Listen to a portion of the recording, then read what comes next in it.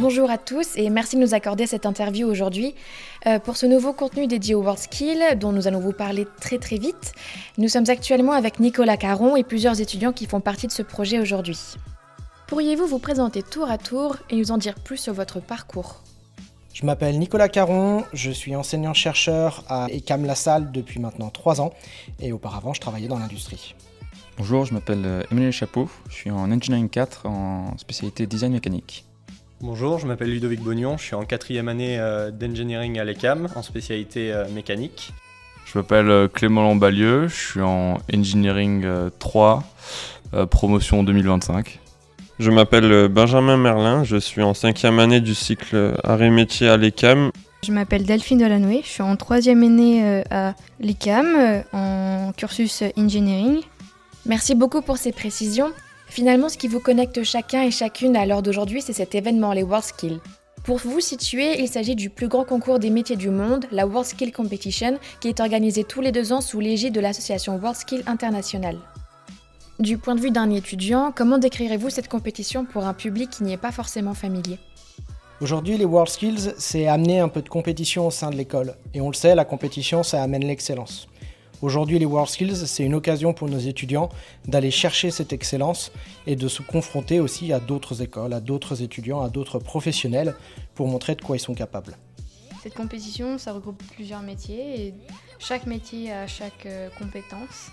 Et en fait, lors de cette compétition, on évalue cette compétence. Dans un métier, il va y avoir, par exemple, si on prend le fraisage, des compétences de maintenance au niveau de la machine, au niveau du placement de la pièce, au niveau des outils utilisés. Ça regroupe beaucoup de choses qui vont être utilisées dans le métier et on évalue ça avec des projets ou des systèmes à faire au long de la compétition. Pour la production industrielle, c'est vachement bien parce que ça regroupe plusieurs disciplines, donc notamment le fraisage, le tournage, le soudage, tout ce qui est un peu électronique. Et ça nous permet vraiment de toucher à tout et au final d'avoir un produit vraiment complet. Quel est votre rôle et comment êtes-vous investi dans les WorldSkills ? Aujourd'hui, je m'occupe de l'organisation des présélections en fraisage et tournage, mais aussi de l'organisation des finales qui auront lieu à l'ECAM en fraisage, tournage et production industrielle. En plus de cela, c'est aussi le coaching étudiant, on a 8 compétiteurs. Tous les jeudis, toutes les semaines, pendant les vacances, ils font un vrai effort en faisant une croix sur leurs vacances, le temps de se former, de monter en compétences, puisque on peut dire qu'ils sont un peu partis de zéro. Et aujourd'hui, à force de travail, à force de motivation et d'investissement, ils n'ont pas à rougir et on espère beaucoup d'eux dans cette compétition. Donc moi je suis dans l'équipe production industrielle avec Emmanuel Chapeau et Maureen Collin, donc une équipe mixte ingénieurs et techniciens.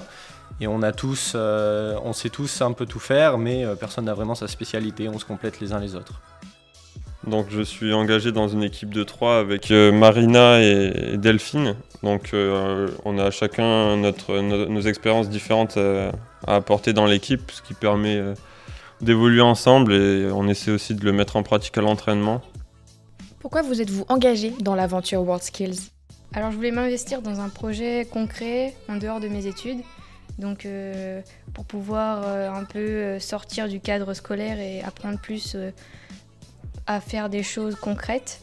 Et du coup cette formation permet d'apprendre des choses pratiques et réelles qu'un ingénieur méthode est censé connaître, mais n'applique pas forcément. Et du coup c'est quelque chose qui m'apprend beaucoup de choses sur tout ce qui est méthode et processus d'usinage ou des choses comme ça, qui m'aideront plus tard à mieux comprendre des systèmes dans le métier d'ingénieur. Je me suis engagé dans cette aventure parce que d'un point de vue personnel, je pratiquais déjà un petit peu l'usinage, la soudure ou encore la mécanique. Et le faire dans un contexte de compétition, ça peut ajouter une plus-value et le dépassement de soi. Donc moi j'ai décidé de participer aux WorldSkills parce qu'on apprend pas mal de théorie à l'école, mais les WorldSkills permettent vraiment de mettre en pratique déjà ce qu'on apprend et d'apprendre à faire des choses qu'on n'apprendrait pas forcément à faire dans un cycle ingénieur classique. Quels sont vos objectifs respectifs aujourd'hui concernant vos participations ? On va gagner.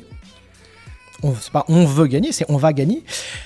Plus sérieusement, bien évidemment, c'est se démarquer dans la compétition, c'est porter haut les couleurs de notre école tout au long de la compétition, que ce soit au niveau régional qu'au niveau national, et je l'espère au niveau international, parce que en 2024, c'est Lyon qui accueille la finale des WorldSkills, la finale mondiale, et j'espère bien qu'on y sera, au moins pour soutenir l'équipe française, et qui sait, pour soutenir nos écamiens au sein de l'équipe française.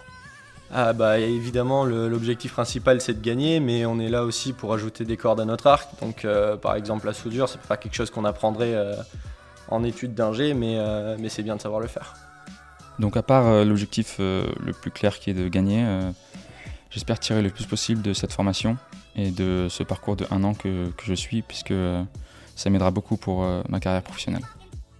Alors mon objectif, c'est pas forcément de gagner, mais plus d'apprendre de nouvelles choses, de rencontrer de nouvelles personnes pour sortir un peu de ce cadre scolaire et avoir un point de vue plus professionnel, d'avoir un point de vue ingénieur, tout ce qui est les principes d'usinage. Que diriez-vous à des étudiants motivés à vous rejoindre ? Je pense qu'il ne faut pas avoir de regrets, tenter l'aventure. On rencontre des nouvelles personnes, on apprend de nouvelles choses, à savoir manipuler les machines par exemple, et un vocabulaire technique qui est appliqué directement sur le terrain. Donc dans un monde professionnel, pour plus tard, ça peut être utile pour pouvoir discuter avec différents métiers et avoir de la crédibilité avec différentes personnes. L'ambiance des entraînements, en tout cas, elle est superbe, tout le monde s'éclate, tout le monde se donne à fond, et il y a vraiment une bonne dynamique entre les enseignants et les étudiants. Donc franchement, moi je conseillerais. Que diriez-vous à un alumni pour le convaincre de vous accompagner dans cette aventure ? Je lui dirais que c'est une belle opportunité de soutenir les ingénieurs de demain et de pousser les étudiants à devenir encore meilleurs dans leur domaine en leur offrant des moyens. La force de l'ECAM La Salle aujourd'hui, c'est sa solidarité.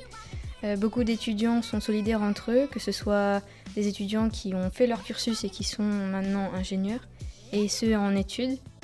Aujourd'hui, on cherche de l'aide à 3 niveaux. On recherche des sponsors pour nous aider à financer tout ça.